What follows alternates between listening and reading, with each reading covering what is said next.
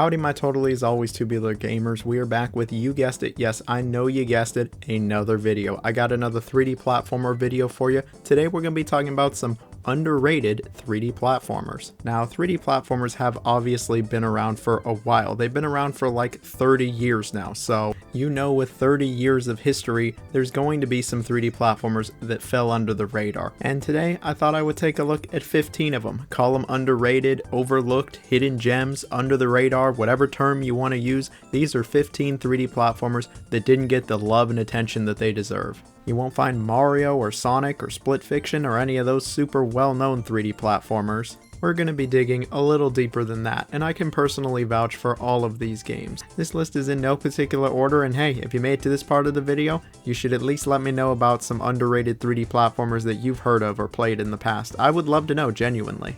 I love all types of 3D platformers, and so if you let me know of one, you'll get a little heart from me. With that, like, share, comment, subscribe, got the Patreon and the super thanks. Any support is truly greatly appreciated. Seriously, thank you all so very much. So, let's get to the first game.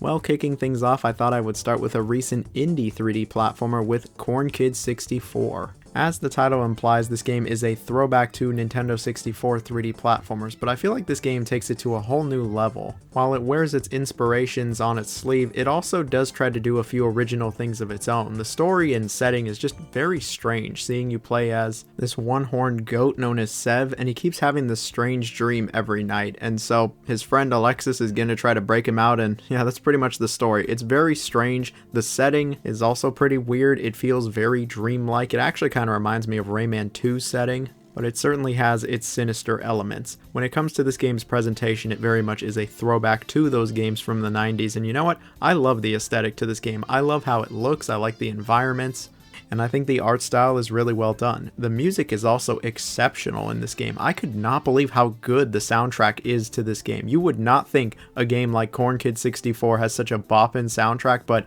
it absolutely does. So all that's well and good, but let's talk moment-to-moment gameplay here. What kind of 3D platformer is this? Well, the game sees you dropped into a few large environments and you're told to pretty much just go explore. These areas are completely non-linear, and like most 3D platformers on the N64, you will be collecting things. You'll be collecting red gems, helping characters out, and solving puzzles. What really makes this game stand out above all of the other throwback 3D platformers is the moveset. You have a really deep, expansive moveset in this game, and the game absolutely utilizes it to the fullest. The game can actually get quite challenging when it comes to its platforming because it wants you to master the moveset. You have so many different moves at your disposal.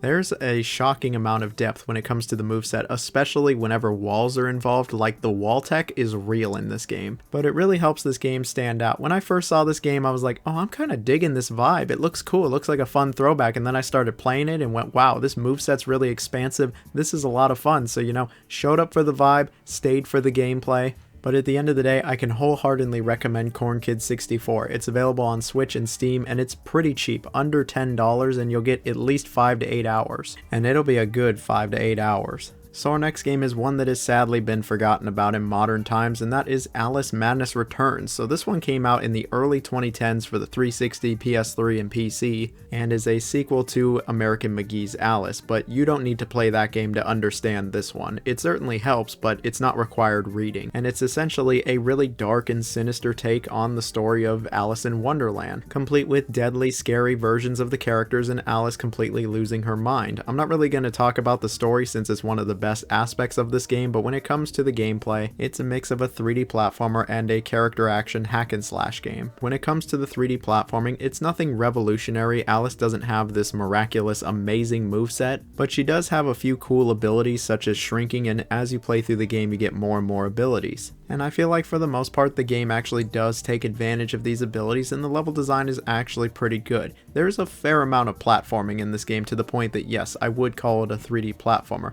When it comes to the combat, it is pretty basic. Alice has a scary looking knife and a few other weapons such as a pepper grinder, and I think the combat is more than serviceable. I'm not going to act like it's Devil May Cry or the older God of Wars out here, but I think it's perfectly fine. It's acceptable. Something that I've always really liked about this game outside of the intriguing, engrossing story is just the world, the vibe, and how creative everything is. They really take the story of Alice in Wonderland and twist it into some of the darkest shit that you've ever seen in a video game. And I think the game gets very creative with it, not only from like a world building perspective, but from a level design perspective as well. And I just found the entire experience to be rather engaging. It's got a pretty good length to it of around 10 hours, and I think the pacing is really strong. It doesn't ever feel like there's any filler or wasted time. I remember buying this game in the early 2010s and immediately putting it on the backlog, and I didn't play it until 2020, and by the time I was done with it, I was so mad that it took me this long to finally play it. It's become one of my favorite 3D platformers from the era, and I'm still hopeful that one day we'll get a sequel to this game, but in the meantime, don't sleep on this one. It's actually pretty good. So here we have a game that's been underrated for like 20 years now, and that is Ty the Tasmanian Tiger. And I'm specifically talking about that original game. Yes, I am aware that Ty eventually became a franchise, but I've only ever played the original, and I think it's pretty good. This game takes place in the outbacks of Australia and stars our main dude Ty, who, yes, is a Tasmanian tiger, and it's about him searching for thunder eggs to power a machine in order to free his family and stop the antagonist Boss Cass. The story's pretty simple, but Ty's actually a rather likable protagonist. The game, like I mentioned, is set in Australia, and it very much wants you to know that it's all about Australia, baby. And you know what? I think that's pretty cool. Not enough games are set in Australia, and it helps the game stand out. And I'll be blunt, it needs the help to stand out, because when it comes to the gameplay, it is the opposite of innovative. It is a collectathon that is very similar to any other collectathon from the late 90s and early 2000s. Ty himself has a pretty basic moveset. He has some boomerangs he can throw, because of course he does, and you can actually get different types of boomerangs as you play through the game, like these fire boomerangs or freeze rang, and this certainly adds a little depth to things. His moveset isn't the most expansive, but I feel like the game does a good job at utilizing it. When it comes to the levels, oh yeah, it's pretty similar to the original Banjo-Kazooie, where you're just dropped into these rather open areas and you gotta go find the thunder eggs. Some of them you just find in the environment, other times you gotta do something for someone to get one as a reward. And I think for the most part, it's rather enjoyable to collect these thunder eggs. I actually like most of the levels to this game. They feel rather different from each other, and I'd say that the game has a good sense of exploration. It's a rather chill 3D platformer. It's not really going to challenge you, it's not going to introduce a bunch of new mechanics you've never seen before in a game like this, and at times it can feel a tad generic. Oh, I'm sorry, Thai generic, but all in all, I would still say that the game is good. It's fun collecting things, there's some half-decent puzzles thrown in there. For the most part, it controls well, and it looks nice. Yeah, it has that early 2000s aesthetic, but man, I can't get enough of this shit. And the soundtrack, it is unironically a banger. I really love the soundtrack to this game. It is widely available now thanks to a modern remaster, and it's like always on sale for under $10, and so at that price point, yeah, I think you could do a lot worse. Ty's always going to hold a special place in my heart, and while it's not one of the best 3D platformers from the era, it still is a fun time. Well, from one animal mascot platformer to the next, here we have Gex 3 Deep Cover Gecko. Now, honestly, I could include the entire Gex series on a most underrated games list, but I'm really just singling out Gex 3 today. Why? Because we stir fry. Okay, it's just because I felt like it. So when it comes to Gex 3's story, it takes place after the prior game, and it sees series antagonist Rez coming back and kidnapping Gex's live-action companion Agent Extra, who, yes, is an actual Playboy model. The story, yeah, it's about as cheesy as you would expect. Gex himself is hilariously cheesy, with some of the most out-of-date jokes you'll find across any video game. But I would be lying if I said that I didn't crack a smile at least a few times while playing through this one. Gex himself will sometimes just say the most bizarre shit, and you start to wonder what it all means. Maybe there's a deeper meaning to everything, and then you remember you're playing Gex 3 Deep Cover Gecko and go, oh yeah, it's just the silly gecko hanging out at some old celebrity's house. But anyway, enough about Gex himself. At this point, you either love him or hate him. When it comes to the gameplay, yeah, it's a collectathon in the same vein as plenty of other collectathons from the late 90s. You're dropped into these mostly open environments and are tasked with collecting TV remotes. And how are you going to collect these? Well, sometimes you're going to have to get to a certain point in the level to collect it, other times you will have to complete a task. But either way, something from the 90s is getting referenced. This game references tons of things from the 90s, and all of the levels showcase that. This game easily has the best variety of levels when it comes to any of the Gex games, referencing everything from anime and WWE to spaghetti westerns and even Austin Powers. I love just how much variety there is when it comes to the themes and levels. It's one of the strongest aspects of this game. I think the levels are probably the best levels of any Gex game as well. There's a number of unique moments and set pieces for every single level, so at the very least they all do feel rather different from each other. While the level design itself isn't really anything special and Gex's moveset really isn't anything special, everything just has a certain level of charm and goofiness to it. This game certainly tried to be more adult compared to the first two Gex games, but then you got shit like Little Red Riding Hood in here and I'm just like, what are we doing here?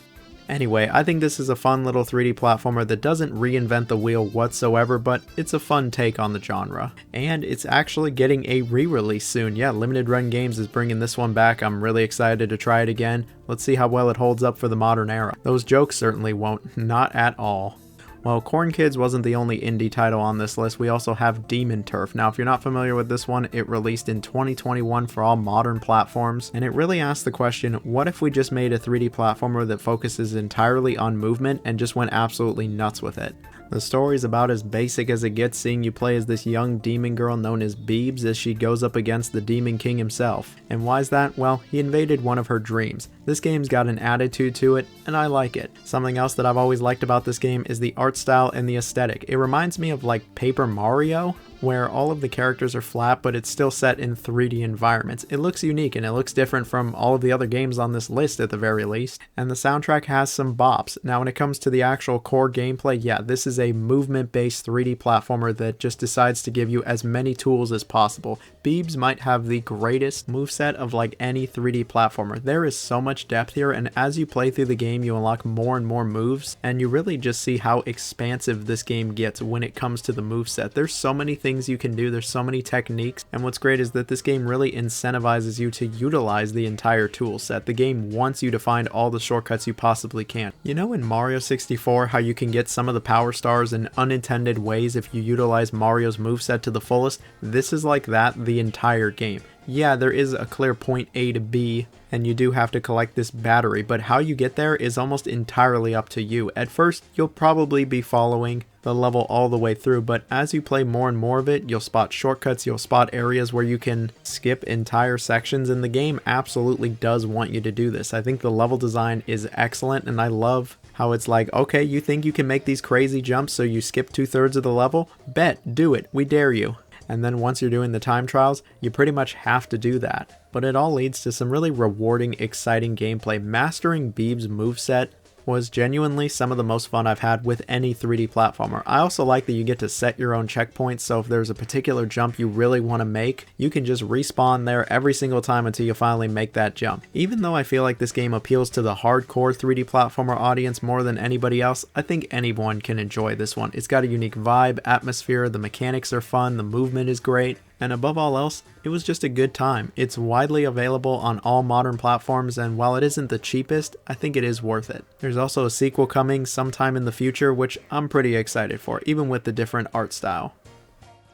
Well, at some point you knew a licensed game had to make this list. There's been plenty of licensed 3D platformers, but the first one I'm talking about today is the SpongeBob SquarePants movie game that came out in the mid-2000s. This is based off of the OG SpongeBob movie, you know, the first one. I know there's been quite a few since then, but I'm talking about that original one that I still love to this day. And the game does a pretty good job at following the plot of the movie. Sure, they throw in a few extra things here and there because, you know, it's a video game, but for the most part it does tell the story of the SpongeBob movie. So this game was developed by Heavy Iron Studios, who had previously developed SpongeBob Battle for Bikini Bottom, the much beloved 3D platformer that I totally would not put on a list like this. It even got a remake. But a year after they made Battle for Bikini Bottom, they actually made this game, mostly reusing assets from Battle for Bikini Bottom, and as such, it looks and plays pretty much identical to Battle for Bikini Bottom. You only get to play as SpongeBob and Patrick in this one, and the levels are much more linear than anything Battle for Bikini Bottom had, but it's still that awesome gameplay you know and love from BFBB. The game controls decently well, and while SpongeBob and Patrick's moveset initially starts pretty simple, as they play through the game they unlock more and more moves, and I feel like the game actually does a decent job at utilizing all of these abilities. There's even a few levels where you can backtrack and utilize your new abilities to get new Goofy Goober tokens, which is this game's golden spatulas or power stars or, you know, main collectible. And there's plenty of enjoyment to be had in these levels. There's a good amount of variety to them. I think the level design is actually good. There's plenty of exciting, memorable moments like when you're sliding sliding down this mountain in a tub. I'll never forget this level. Or the game's killer first level, No Cheese. Sure, it doesn't really do anything all that different from any other platformer from the 2000s, but it's refined, it's got plenty of charm, there's a lot of SpongeBob fan service, and it's just a good time. The pacing's good, it's got a decent amount of replayability. I played through this game way too many times. The music is just kind of legendary, and I think it looks nice even nowadays, even if the lighting is a little strange. Sadly, this one has never been re-released, so the only way you're going to be playing it is either booting up an emulator or dusting off one of those old consoles, and that really is a shame. This game could use a re-release, there's totally an audience for it, but alas, it has been seemingly completely forgotten, and when people talk about the best SpongeBob games of all time, this game is like never brought up. So I'll bring it up, the SpongeBob movie game. It's a great 3D platformer, and it's a great SpongeBob game. Well, we've just got all the 2000s hits out here with Wario World, and you might be going, really? You have a Wario game on a most underrated games list? Wario. Everyone knows who Wario is. And my response is, fair point, we all know who Wario is, we know all about WarioWare and even Wario Land, but I never hear anybody talk about Wario World, released exclusively for the GameCube in 2003. I remember as a kid seeing this game and being just so intrigued by it. I knew who Wario was, but I didn't know anything about him. I had seen him in the Mario sports games, but a game all about him, oh, I wanted to play it, and I got the game as a gift, and I remember playing it all weekend and having a great time with it. So what even is this game? What is it about? Well, it's about our man Wario, the greediest man alive, and it turns out there's something greedier than him, this evil gem known as Black Jewel, and it steals all of Wario's treasure and his castle from him, so it's up to Wario to get it back. Pretty shrimple stuff. And when it comes to the gameplay, it's a different kind of 3D platformer. If you're playing this expecting it to be anything like Mario 64, you're gonna be disappointed. Wario's moveset is very different. He doesn't move like Mario at all. He can jump, he can punch, he can do a charge, he can even do some wrestling moves like a pile driver. He can also suck. Yeah, he has hyper suction where he sucks up coins and eats them, I guess. And all of this leads to the game having a very different feel and vibe to it. It's also a very linear game. It very much is a point A to B structure, but there are a number of collectibles in here as well. There's also some trap doors you'll have to go down where you get to solve some really basic puzzles and partake in other platforming challenges. There's a good amount of platforming in this game, and I found it all to be mostly enjoyable. It's not the most complex, and I wouldn't say the game ever gets particularly challenging, but at the very least you're going to want to explore all the nook and crannies for some of these collectibles. Something that's very prevalent in Wario World is the combat. You'll actually beat the shit out of a lot of enemies, and I think the combat is actually pretty fun. It plays more like a beat 'em up than anything else. Yeah, it is rather simplistic, but it was pretty enjoyable. It's way better than most 3D platformers combat. I feel like with most games of this genre, combat is just kind of something you do, it's just kind of there, and most of the time it's alright, but I wouldn't say it's anything past, fine. Here, it's actually good. Spinning your enemies around, knocking out a bunch of them, and doing big ass pile drivers with some of them, it's always going to be a good time, especially with these bosses. The bosses are actually pretty good here, and I'd say that extends to the level design as well. There's not a bad level here. Some are clearly better than others, but there's an underlying level of quality here. I think the game also looks quite nice for being an earlier GameCube title, and the music actually kind of slaps in this game. Like, there's some good shit to it, especially that menu theme. The menu theme, chef's kiss. If you know, you know. I do have one issue with this game though, and this is an issue I've had ever since I was a kid. I remember getting the game and playing it all weekend, but I also finished it that weekend. This game is like ridiculously short. You can beat it in just a few hours, and I think that's kind of why Wario World didn't take off like, say, Luigi's Mansion did. There's also just not really any replayability, unlike Luigi's Mansion. Either way, Wario World is a total hidden gem that is sadly still only on the GameCube, so you're going to be breaking out the emulator for this one. It's a good time though.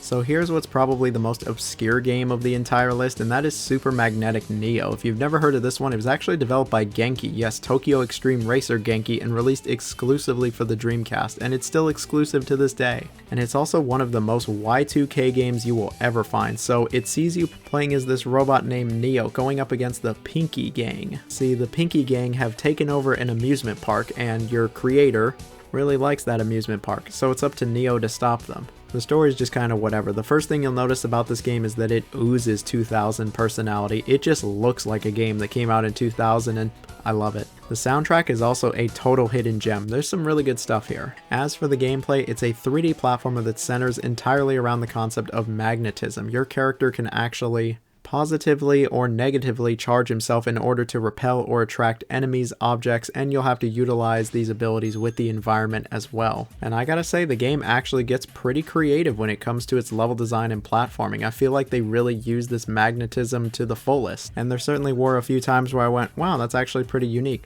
Something that absolutely is not unique is the viewpoint. It very much reminds me of the older Crash Bandicoot games, where it's quote on rails, and while it's not anywhere near as good as any of the Crash Bandicoot games that came out during this era, and it still leads to some fun, challenging gameplay. They also kind of brought over some of the trial and error aspects of Crash Bandicoot. This game isn't particularly hard, but it just feels all over the place when it comes to difficulty, and sometimes the controls can feel a bit slippery. The game can feel a little unpolished in general, but it's nothing game-breaking or anything like that. This is one game, probably more than any other game on this list, that could use a re-release. It needed a re-release like when it originally came out. If this had come out on the PS2, I feel like way more people would have played it. It's got some creative ideas, there's actually a good amount of replayability, and it's got just a certain charm to it. I remember back when I got my Dreamcast, one of the first games I got for it with Sonic Adventure and Jet Grind Radio was Super Magnetic Neo, and it was expensive then. I can't imagine how expensive it is now. So you're better off with an emulator, but if you're looking for one of the strangest games from the early 2000s, this might be the one. So here we have another indie with the game Skim. This one came out in 2024 and it flew completely under the radar. And I would argue it's one of the most underrated 3D platformers of the 2020s. The premise and gameplay is about as simple as it gets. It sees you playing as this little blob and you can only move from shadow to shadow. It really is as simple as that. You can jump in shadows created from people, other buildings, conveyor belts, vehicles. The game actually does get pretty creative when it comes to creating shadows, and the game does have plenty of unique moments and set pieces though. This game, it's really simple, but it's also really chill. No, it's not super difficult, it doesn't have these mind-melting puzzles, it doesn't have this crazy move set, and the levels don't do anything insane, but it's all just incredibly relaxing and easy to take in, and sometimes you need a game like that. Sure, it's fun to play all these super serious 3D platformers, but from time to time, I just want to sit down and have a chill little game that I can just turn my mind off to, and that is this game. The music is just as chill as you would expect. It's actually quite good, and I think the game has an amazing art style and aesthetic. I love how this game looks, and I'll always champion this game. We need more games like this, and I'm always going to recommend it. So for this entry I got a double header. You knew eventually I'd have one of these, and it's for De Blob 1 and 2. Now if you've forgotten about De Blob, it was a duology of 3D platformers that came out in the late 2000s, early 2010s that was all about color. Both of these games are incredibly simple. It stars the Blob liberating an entire city from the monochromatic ink corporation, who have basically outlawed all color, and so it's up to you to add as much color to everything as possible. I've always loved the aesthetic and atmosphere of both of these games. I think the Blob is a pretty cool protagonist. He's literally just a blob full of color, and while the villains and really story in general is about as Saturday morning cartoon as it gets, I still dig it. And when it comes to the gameplay, I also really dig this. It really is all about painting everything. The goal is to add color to everything. When you start a level, it's completely devoid of all color and it's totally dead, but as you add color to things, not only does it obviously get more colorful and vibrant, but things start to come to life, and by the end of the level it looks completely different from how you started.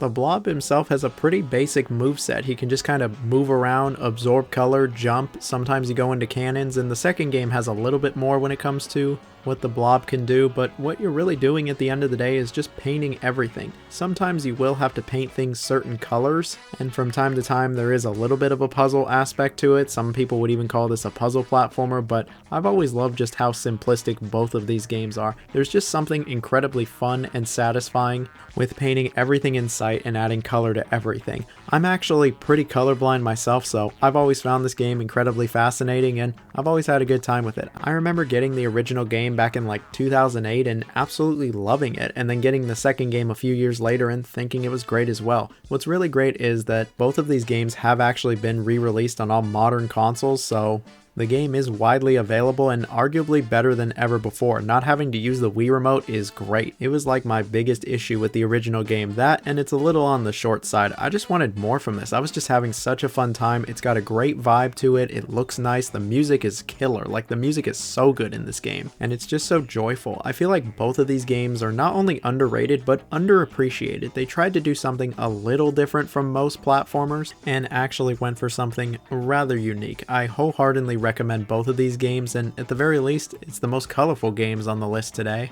Well, here we got another licensed game with Lilo and Stitch releasing in 2002. Now, I love the original Lilo and Stitch. It's one of my favorite movies of all time, arguably my favorite Disney movie. And so naturally, as a small child, I was given the Lilo and Stitch game. And while there are plenty, and I mean plenty of better 3D platformers, I'll always have a soft spot for this game. But even outside of the nostalgia, I think this game is okay. It certainly does have some issues, but for a PS1 licensed movie tie-in game, certainly could have been a hell of a lot worse. So it does follow the plot of the movie and it hits all of the important notes. And then of course it adds a bunch of little things here and there because this is a video game after all, like when Lilo and Stitch fought a bunch of golems. Yeah, I never understood this as a kid and I don't understand it now. When it comes to the actual gameplay, it plays very, and I mean very similar to the older Crash Bandicoot games. Funny enough though, I actually played this before I ever played Crash Bandicoot, so when I finally did play Crash, I remember going, huh, this is just like the Lilo and Stitch game, wow! But no, this game very much is a Crash clone. The camera always follows you, it's on rails, and sometimes it's from a 2D perspective. And even though as a small child I thought this game was frustratingly difficult, I can say this game is nowhere near as hard as any Crash Bandicoot game. It is pretty simple. And so is Lilo and Stitch's moveset. Lilo throws a voodoo doll up to protect herself, and Stitch literally spins like Crash Bandicoot. If that doesn't scream Crash, I don't know what will. He can also turn into a ball, and Lilo can also drop a fat guy from the sky. Yeah, I never understood this. This was always just weird. When it comes to the levels, it's all super linear, it's very straightforward, and while it isn't anything super complicated or new or fresh, it still is fun. The game has a certain level of charm to it. There's actually a good amount of fan service, so anybody that loves Lilo and Stitch is probably going to like this, and I like the presentation. Yeah, it was a PS1 game in 2002, and it looks pretty budget, but I always felt like there was just something appealing to the eye with this one. Maybe it really is just the nostalgia goggles at this point, but I've always liked this game. Look, it's not some total hidden gem that every PS1 owner needs to check out. It's not even the best licensed Disney game on the PS1, but what you have here is a simple, short, fun little platformer that you can finish in like 2 or 3 hours. If you like Lilo and Stitch, this is maybe worth checking out. Otherwise, yeah, you could probably skip it, but it still is an underrated little game.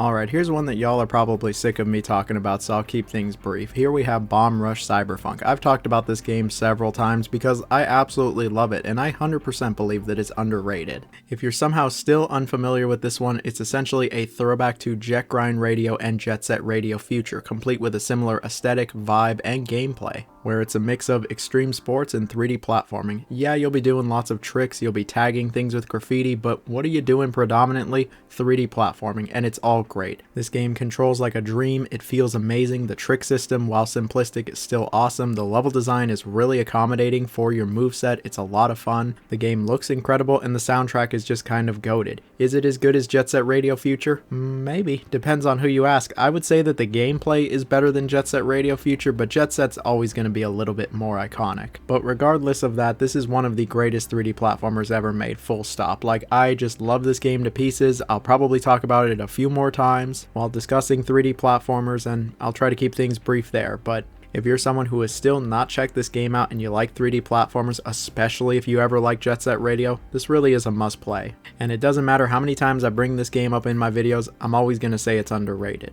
So here's a game you might not have expected to see on a list like this, and it's the original Jumping Flash, released all the way back for the PS1, and you might be going, really? Isn't this game like pretty well received and kind of well known? It was even in Astro Bot. Yeah, fair point, but I still think the original Jumping Flash is underrated all these years later. Growing up, I always heard how Super Mario 64 created the 3D platforming genre, when in reality, Jumping Flash actually came out before it. Now look, of course Mario 64 was incredibly revolutionary for not only 3D platformers, but 3D gaming, but to say it was the first 3D platformer, well, that's just not true. The other thing I want to bring up for Jumping Flash is that it's still pretty unique even to this day. Yes, the game has absolutely aged in a number of ways, and at times it can feel rather simplistic. The controls take a bit of time to get used to, and the perspective is always going to be a bit weird. But I still think all these years later, there's really not many games that play like Jumping Flash. So if you haven't seen this game before, it is played from a first-person perspective, and it sees you jumping around all over the place trying to collect these jet pods. The perspective really takes some time to get used to, and it can even be disorienting at times, but I think once you give the game even a little bit of time, the controls and the jumping will all make sense. But at the very least, the levels are actually really accommodating for the platforming. Sure, they're pretty simple, especially by today's standards, but that doesn't mean that it's not enjoyable. The game isn't just jumping all over the place. You get a double jump and even a triple jump, but more than that, there are enemies that show up, there's power-ups, there's even a time limit, so you gotta move with some haste. And the game, especially towards the end, can actually have some challenging moments. Something I've always loved about Jumping Flash is the presentation. This was a launch title for the PS1 and it sure looks like it. It is a simplistic looking game, but even with that, the game still oozes personality and charm. I like the music and it's just an absolute classic. If you haven't tried it at this point and you consider yourself a hardcore fan of 3D platformers, I recommend trying Jumping Flash for, at the very least, historical value to see how far we've come, because we certainly have come a long way since then, but I still think the game is alright. And yes, I am very aware that there is a sequel to this game, but I actually have yet to try it. One day I'll try it, hopefully sooner than later.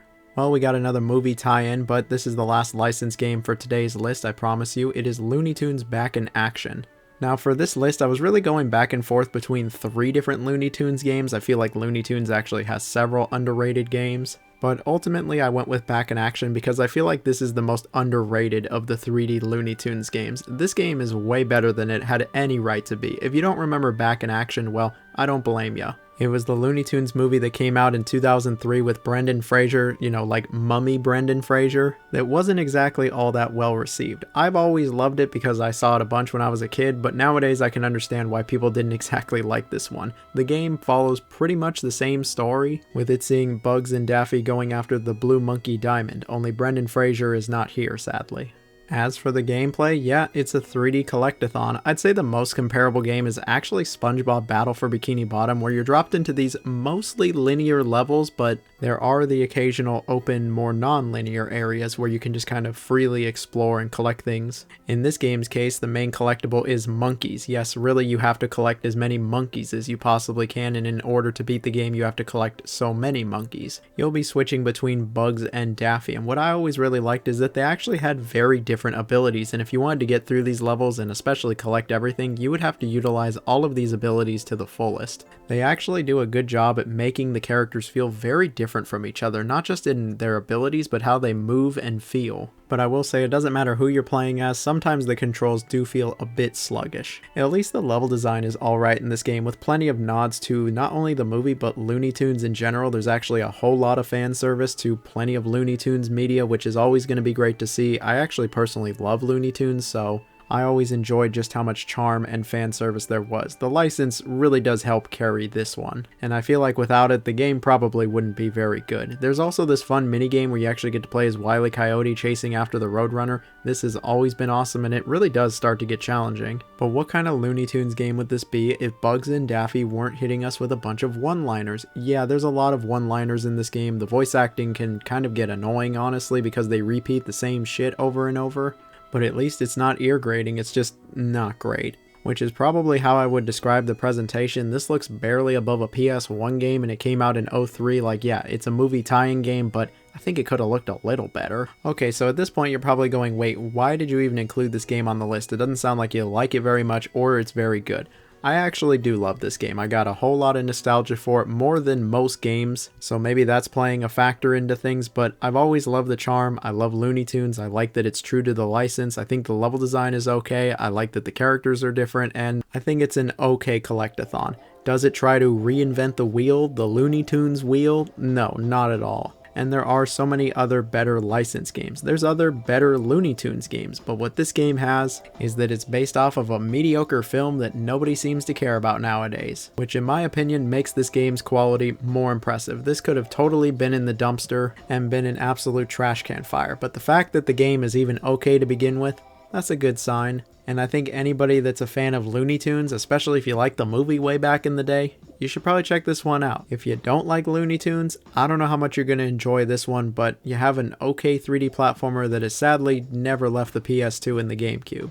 Well, we're sadly at the final game for today. I know tears are running down my face, and it's KO the Kangaroo. Now, which KO the Kangaroo am I going with? It is an entire series after all. I'm actually going with the entire series. I would say that the entire series is underrated, from the original game all the way back on the Dreamcast to the second one on PS2 and finally the reboot that came out a few years ago. Oh yeah, and I guess there was that third game, but that feels more like a demo than an actual game. I wouldn't really recommend that one. Look, none of these games are phenomenal, none of them are exceptional, they don't do anything you haven't really seen before from a platformer, and plenty of other platformers do what this game did better, but I still found them to be enjoyable. I didn't play these games when I was a kid, I played them as an adult, and they reminded me of the simpler times. At the very least, I think all of them are pretty cute. As to which game is the best, it's easily the reboot that came out a few years ago. This game is actually good. Not only does it have easily the highest budget for the entire series, but it has a nice art style, the gameplay is the most refined, and it's easily the game that I had the most fun with. But that doesn't discount the first two titles either. Even though they are very short, they certainly do have their moments. I wish KO was a little faster in the first game, and I wish the controls were a little better in the second game, but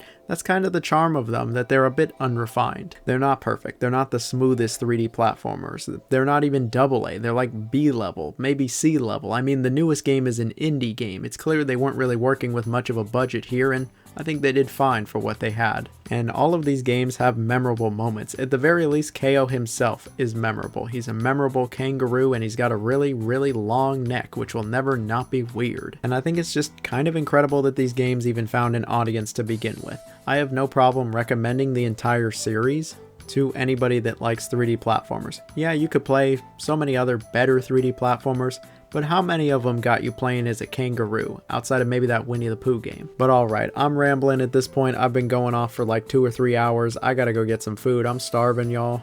And you already know what I'm gonna go get. I'm gonna go get me some Wendy's spicy nuggets. So if you made it to this part of the video, you can comment Wendy's spicy nuggets. That's a code word. You're gonna get a heart from me. Please let me know of any 3D platformers that you'd love to see me talk about, or maybe ones that I didn't mention here. I'm always on the hunt. Anyway, I'm gonna go now, so bye-bye now.